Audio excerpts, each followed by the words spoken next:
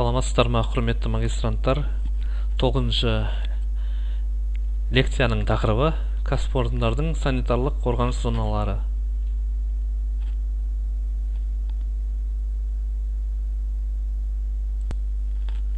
Жоспар бойынша келесі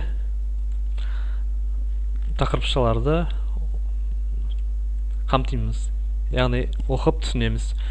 Бірінші, объектінің қауіптілік класы. Екінші, санитарлық қорғаныс шекарасы, санитарлық қорғаныс зонасы.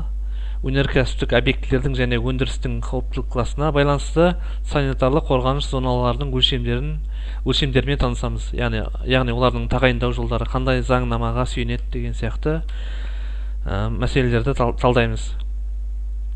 Және соңғысы, кәсіпорынның санитарлық қорғаныс зонасын анықтау әдістемесімен танысамыз. Объектінің қауіптілік класы. Объектінің қауіптілік класы қоршаған ортаға бөлінетін ластаушы заттардың қоршаған ортаға және адамның денсаулығына қолайсыз әсер ететін, пайда болатын шудың, дірілдің, иондалмайтын сәуленің қуатына, пайдалану жағдайына, сипатына және мөлшеріне байланысты белгіленетін, кейіннен халықтың санитарлық эпидемиологиялық саламаттылығы саласында қолданылатын заңнамаларға сәйкес халықтың санитарлық эпидемиологиялық саламаттылығы саласындағы мемлекеттік органның ведомствосының аумақтық бөлімшесінің кодекстің 68-ші бабының 8-ші тармағына сәйкес санитарлық эпидемиологиялық қорытындысы берілетін қызметтің осы түрін жүзеге асыратын жобалау ұйымы анықтайтын объектінің санаты. Өндірістік объект, яғни түсінікті, адамның денсаулығы мен өмір сүру ортасына әсер ету көздері болып табылатын процестерді, жабдықтарды және технологияларды пайдалану арқылы жүзеге асырылатын өнім шығарумен, жұмыс орындаумен және қызмет көрсетумен байланысты шаруашылық қызметінің объектісі. Өнеркәсіптік алаң, яғни өндіріс объектілерінің территориясында, объектілерінің айналасындағы аумақты айтады, яғни завод немесе басқа да кәсіпорындарға тиесілі зона. Енді санитарлық қорғаныс шекарасы. Санитарлық қорғаныс шекарасы санитарлық қорғаныс аумағын немесе шекараларынан тыс жерлерде әсер ету факторлары белгіленген гигиеналық нормативтерден аспайтын жоспарлы кескіндердің ең көп кеңістіктерін шектейтін сызық. Санитарлық қорғаныс зонасының өлшемін негіздеу штаттық режимде жұмыс істеу үшін объектінің толық жобалық қуатына шығарындылардың барынша қолайсыз таралуы жағдайларын және аналогтарды зерделеуді айқындайтын өлшем. Мысалы, не себепті? Жел бағыттарын ескереді, жел румбыларды, яғни желдің есу бағытын. Әсіресе завод немесе басқа да объектіні жобалаған кезде осы санитарлық қорғаныс зонасын тұрғызбас бұрын жел румбалары бойынша желдің жылдық орташа жылдамдығын және олардың румба бойынша соғу, яғни оңтүстік шығыс немесе басқа да румба бойынша бағыттардан есу пайызын ескереді, яғни қанша жылдамдықпен қанша пайыз бойынша жыл бойы есептейді. Оның барлығы кәсіпорынның экологиялық паспортында жазылады. Санитарлық қорғаныс шекарасы.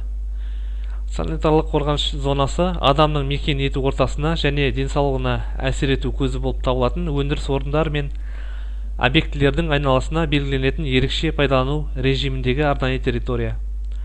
Кескіндеме, яғни суреттен көріп отырсыздар. Завод ластаушы көздеп, яғни өндірістік зонадан орналасқан завод немесе басқа да объектілерден бөлінетін ластаушы көздерді айтуға болады. Яғни өткен сабақтарда айттық, ол әрбір ластаушы көздің өзінің номері болады, инвентаризациялық, яғни өзінің коды болады, яғни 001, 002 деп солай әрі қарай кете береді. Жалпы экология паспорт бойынша кәсіпорынның. Содан кейінгі зона, яғни көріп отырсыздар, ортасындағы зона кәсіпорындық территориямен, яғни селитептік, яғни тұрғындар тұратын жердің айналасын санитарлық қорғаныс зонасы деп атайды. яғни өндірістік объектілерден бөлінген ластаушы заттар ластаушы көздерден ауаға таралады, яғни санитарлық қорғаныш шекарасында, зонасында ластаушы заттар шекті жол берілген концентрация мөлшерден аспауы қажет, яғни бірден. Егер асатын жағдайда, онда арнайы өкілетті органдар, мысалы департамент экологиясы, инспекторлық тексерістер жүргізеді. Яғни қорғаныш зонасында сынамалар алады ауаның, оны шекті жол берген концентрация өлшемдермен, яғни мөлшермен салыстырады. Яғни ШЖК шекті жол берген концентрация өлшемімен салыстырады. Қаншалықты асып тұр, сол бойынша тексеріс жұмыстарын жүргізеді.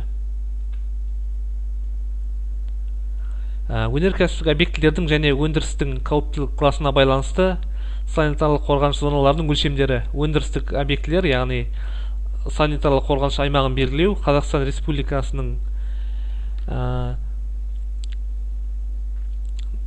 экологиялық нормативтік актілерінде көрсетілген заңнамаларға сәйкес жүргізіледі, яғни соған осы аталған заңдарға негізделеді жүргізу, оны тағайындау.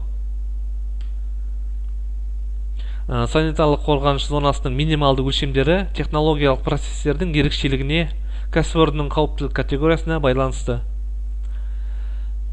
Оның өлшемдері келесідей. Мысалы, қауіптілік категориясы бірінші қауіптілік класс, яғни төтенше қауіпті.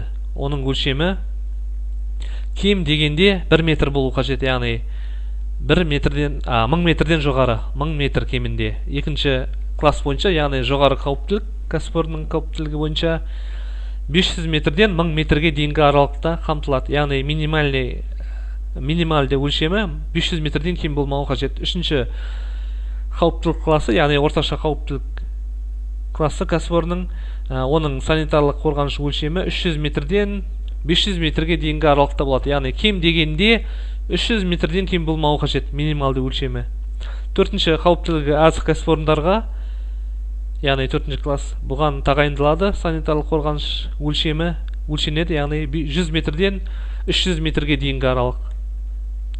5-ші қауіптілік категориясы, яғни қауіптілігі төмен кәсіпорындар, бұған яғни ластаушы заттардың шығарындыларының аз өлшеміне байланысты, жылдық шығарылуына байланысты. Әсіресе бұл жаңағы қауіптілігі төмен кәсіпорындар, жеңіл өнеркәсіпті айтуға болады. Оның өлшемі 100 метрге дейінгі өлшемді қамтиды.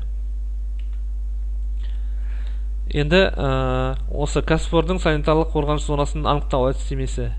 Сол, яғни мұны практикалық сабақта жалғастырасыздар. Осы анықтау әдістемесі бойынша практикалық тапсырманы орындайсыздар.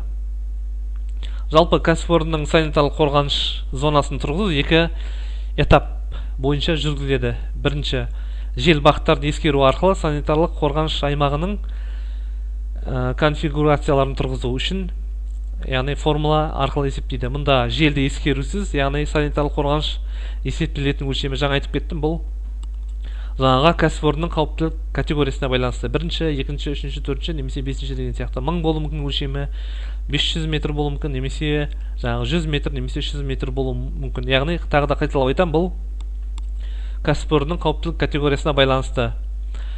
Бұндағы F дегеніміз румбалар бойынша жел бағыттарының орташа жылдық қайталану, яғни пайыздық мөлшері. Ол, яғни N деген 100% деп алады.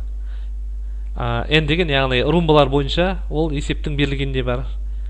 Қазір шығарылу жолын түсіндіріп өтемін.